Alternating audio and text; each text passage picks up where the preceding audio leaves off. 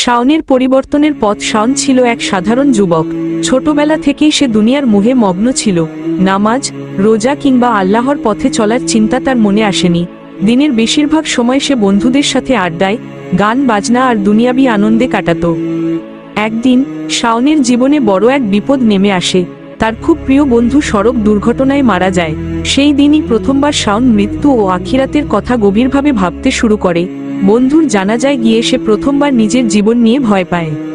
সে রাতে শাওন দীর্ঘ সময় ধরে কেঁদে কেঁদে আল্লাহর কাছে দোয়া করে।